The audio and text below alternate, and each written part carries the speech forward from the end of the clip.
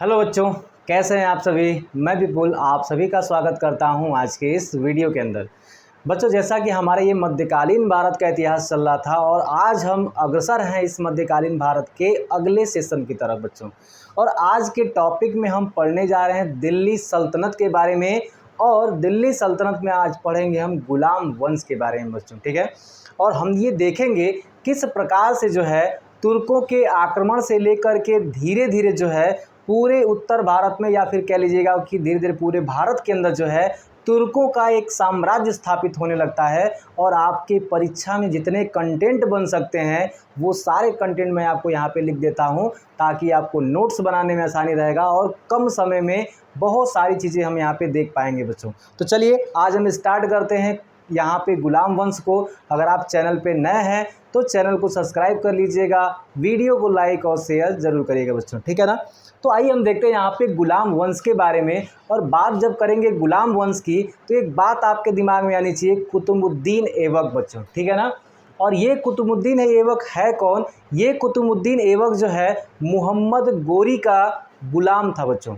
मोहम्मद गोरी का एक गुलाम था जिसने मोहम्मद गोरी की मृत्यु के बाद, क्योंकि जब मोहम्मद गोरी 1206 में मर जाता है तो उसके शासन को चलाने के लिए भारत में किसी एक व्यक्ति की आवश्यकता थी। और उन सब गुलामों में एक सर्वश्रेष्ठ, या फिर कह लीजिएगा कि जो प्रशासन को अच्छे ढंग से चला सकता था, वो आपका कुतुबुद्दीन ऐबक था बच्चों, ठीक है ना।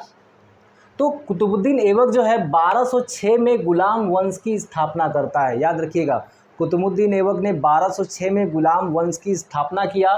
और एक बात याद रखेंगे, कुतुबुद्दीन ऐबक का अर्थ क्या होता है? चंद्रमुखी, ठीक है ना। बहुत सारे इतिहासकार मानते हैं कि इसके नाम का जो अर्थ है वो चंद्रमुखी है। एक बार ये क्वेश्चन पूछा जा चुका है बच्चों, इसलिए मैंने यहाँ पे लिख दिया था, नहीं तो इसका कोई बहुत ज़्यादा महत्व नहीं है। वो सारे कंटेंट मैं आपको यहाँ पे रख दिया हूँ कुतुबुद्दीन ऐबक के बारे में जो बन सकते हैं, इससे ज़्यादा कोई पढ़ने की आवश्यकता आपको नहीं है बच्चों, ठीक है। अब बात करेंगे कि गोरी के काल में ऐबक दिल्ली का गवर्नर था, क्योंकि जब मोहम्मद गोरी भारत पे आक्रमण करता था और वो लाहौर या पंजाब के आसपास से जो अपना शासन चलाता था बच्चों, आप कह सकते हैं कि उसके काल में ये केवल एक गुलाम था, न कोई सुल्तान था न कुछ बच्चों, ठीक ना। केवल और केवल एक गुलाम था। और गुलाम के तौर पे जो है बच्चों इसे क्या बनाया गया था? गवर्नर बनाया गया था दिल्ली का। याद रखिएगा, जब दिल्ली जो है सल्तनत की पहली राजधानी बनती है 1193 के अंदर, उस समय जो है ये दिल्ली का गवर्नर हुआ करता था बच्चों, ठीक है ना। अब हम आगे जब बात करेंगे तो गौर का सुल्तान गयासुद्दीन महमूद ने इसे दास्ता से मुक्त किया, क्योंकि ये जब तक गुलाम रहता तब तक ये सुल्तान नहीं बन सकता था बच्चों, तब तक ये राजा नहीं बन सकता था। इसलिए ये ज़रूरी था कि इसे दास्ता से मुक्त किया जाए, क्योंकि ये गुलाम हुआ करता था। और जब मोहम्मद गोरी की मृत्यु हो जाती है तो गौर का सुल्तान जो गयासुद्दीन महमूद बनता है, उसने मोहम्मद गोरी यहाँ पे कुतुबुद्दीन ऐबक को दास्ता से मुक्त कर देता है बच्चों, ठीक है ना। अब आगे अगर देखेंगे हम लोग तो ऐबक को लाख बख्श की उपाधि दी जाती है, लाखों का दान करने वाला। कुतुबुद्दीन ऐबक को माना जाता है बच्चों कि ये लाखों का दान करने वाला था, बहुत दानी, ठीक है ना।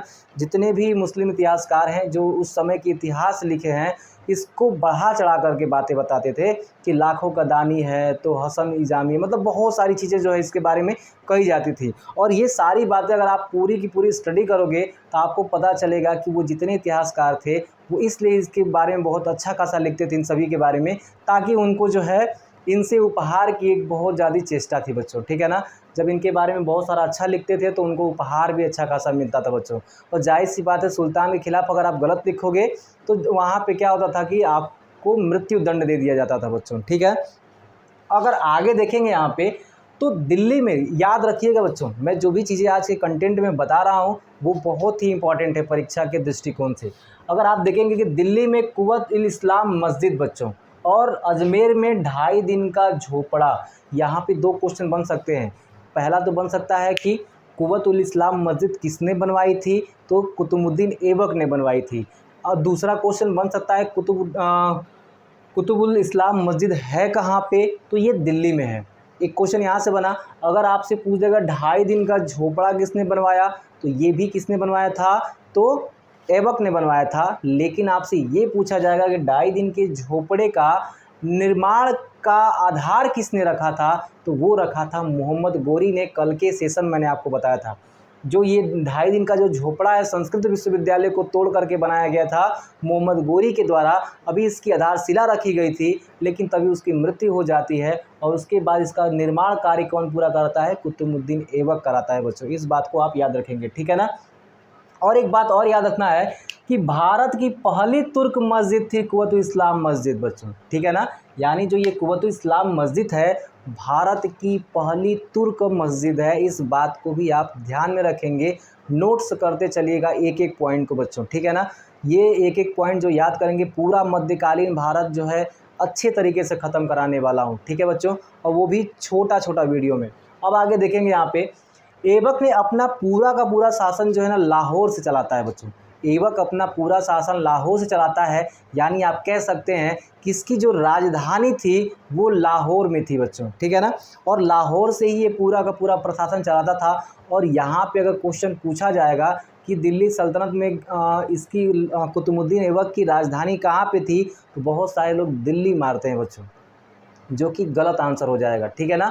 और बहुत ज़्यादा लोग दिल्ली मारेंगे क्योंकि दिल्ली सल्तनत ही नाम है, तो जाहिर सी बात है कि दिल्ली ही इसका क्या होगा, राजधानी होगा, लेकिन गलत है। यहाँ पे ऐबक ने अपना जो राजधानी या फिर कह सकते अपना जो प्रशासन चलाता था वो लाहौर से चलाता था बच्चों।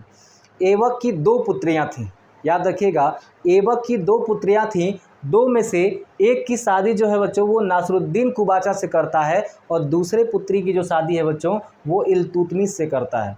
और इतिहास के अंदर दिल्ली सल्तनत के अंदर बच्चों का सबसे महत्वपूर्ण कोई शासक है तो उसे मैं मानता हूं कि इल्तुतमिश है, उसके बाद बलबन है बच्चों, ठीक है ना। इल्तुतमिश और बलबन जो है ये दिल्ली सल्तनत के कहीं ना कहीं एक बहुत ही महत्वपूर्ण शासक हैं, जहां से क्वेश्चन भर भर के पूछे जाते हैं बच्चों, ठीक है ना। तो इसके बारे में हम भी चर्चा करेंगे अगले वीडियो में, कोई दिक्कत नहीं है। आगे अगर देखेंगे बच्चों तो ऐबक को सुल्तान की मान्यता 1208 में मिली थी बच्चों।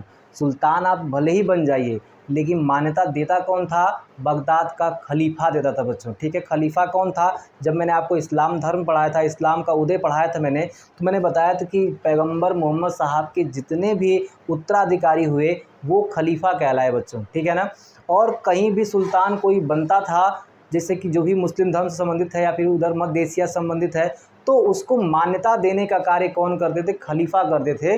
तो यहाँ पे आपसे क्वेश्चन बन सकता है कि सुल्तान तो बन जाता है 1206 में, मतलब ये राजगद्दी पे बैठ जाता है, दिल्ली सल्तनत का कार्यभार संभाल लेता है बच्चों, लेकिन सुल्तान अभी नहीं कहलाता। ये सुल्तान की इसको जो मान्यता मिलती है खलीफा के द्वारा वो मिलती है 1208 में इसको। तो ये भी आपको याद रखना है क्योंकि क्वेश्चन पूछ सकता है। बहुत सारे बच्चे यहाँ भी कन्फ्यूजन में हो जाएंगे कि जब 1206 में बैठा है तो 1206 में तो सुल्तान कहलाएगा ना, तो 1206 मारेंगे, वहाँ पे आपका जो है आंसर गलत हो जाएगा, ठीक है ना।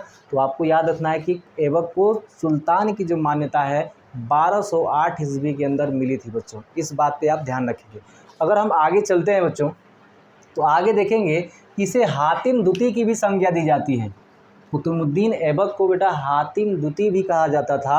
हातिम द्वितीय का मतलब ये है कि बहुत ही उदारवादी स्वभाव का था, बहुत ही मतलब कह सकते हैं कि उदारवादी का मतलब ये है कि इसे अच्छा माना जाता था एक तरह से, ठीक है ना।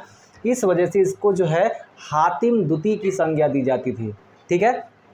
आगे देखा जाएगा, एक क्वेश्चन पूछा गया था बच्चों बीपीएससी के अंदर, फ़क़े मुदव्विर और हसन निजामी जो है ऐबक का संरक्षण प्राप्त था। ये 2 ऐसे लोग थे जिनको किसका संरक्षण प्राप्त था, कुतुबुद्दीन ऐबक का संरक्षण प्राप्त था। तो याद रखेंगे, आपसे ये पूछ सकता है कि ये दोनों किसके काल से संबंधित हैं, या फिर किसी एक को दे देगा और 3 कोई अलग दे देगा। आपसे पूछेगा निम्न में से फ़क़े मुदव्विर का जो है संबंध जो है किसका जो है गुलाम वंश से, इस तरह से आपसे क्वेश्चन पूछ सकता है बच्चों, ठीक है ना।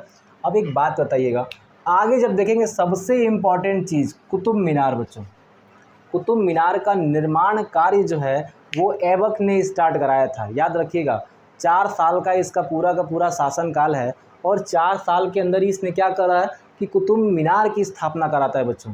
लेकिन याद रखिएगा कुतुब मीनार ये पूरा बनवा नहीं पाता है, केवल और केवल क्या करता है उसकी पहली मंजिल ही बनवा पाता है। बाकी की उसकी जो 4 मंजिल है ना बच्चों, बाकी उसकी जो ऊपर की मंजिल है वो कौन बनवाता है, इल्तुतमिश बनवाता है। और ये टोटल जो है 4 मंजिलों की इमारत थी बच्चों, इमारत कह सकते हैं पूरे की पूरी स्तंभ थी। अगर आप दिल्ली घूमने जाएँ तो जाकर एक बार ज़रूर देखिएगा उसको। वो पूरी की पूरी बच्चों क्या थी, 4 मंजिला इमारत की भांति थी बच्चों। लेकिन याद रखिएगा कि बिजली गिरने की वजह से उसका जो पहली ऊपरी जो इमारत थी बच्चों वो थोड़ा सा क्षतिग्रस्त हो गया था, जिसे फिरोज तुगलक ने वापस से बनवाया और उसी को 2 मंजिल में उसने बना दिया, ठीक है ना। तो इसलिए अब वो 5 मंजिला हो चुकी है बच्चों, याद रखिएगा इस चीज़ को। और याद रखेंगे कुतुब मीनार का जब निर्माण ऐबक ने शुरू कराया था तो कारण क्या था इसे शुरू कराने का, इसका निर्माण का कारण क्या था, तो सूफी संत शेख ख्वाजा कुतुबुद्दीन बख्तियार की याद में बनाया गया था। आपसे पूछा जा सकता है और बहुत कम लोग शायद जानते होंगे या बहुत सारे बच्चों को आज पता चला होगा कि कुतुब मीनार का निर्माण किस लिए किया गया था, ठीक है बच्चों।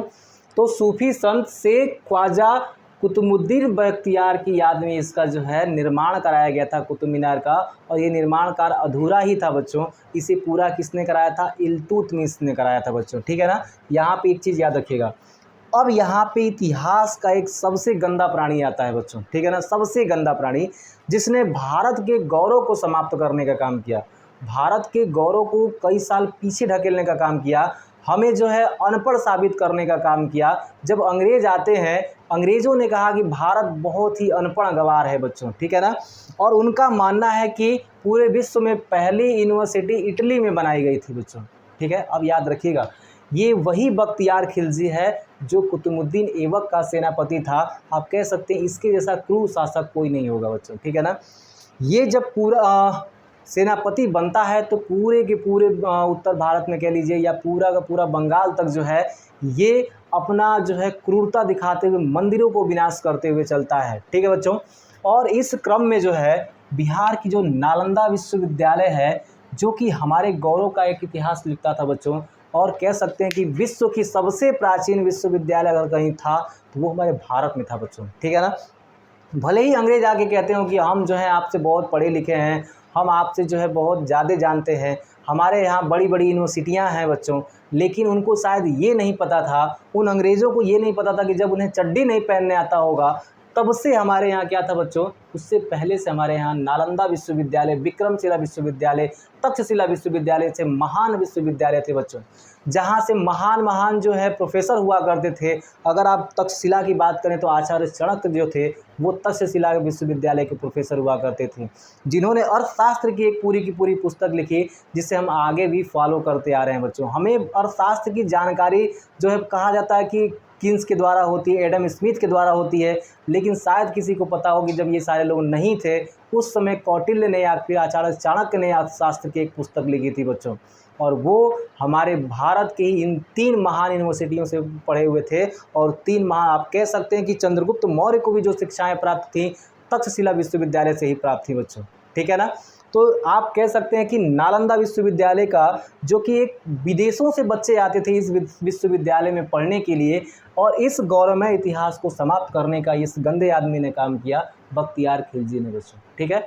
तो आप याद रखेंगे कि कहीं न कहीं कुछ ऐसे भी शासक थे जिन्होंने भारत के गौरव को समाप्त करने का काम किया, और आगे आने के साथ साथ दिल्ली सल्तनत का जब अंत होता है, मुग़ल काल का जब अंत होता है, तो मुग़ल काल के अंत के बाद जब जो है बच्चों ब्रिटिशर्स आते हैं तो वो हमें एक हीन भावना दिखाने का प्रयास करते हैं कि आप लोग जो है हमसे बहुत ज़्यादा पीछे हैं, बहुत ज़्यादा पिछड़े हुए हो।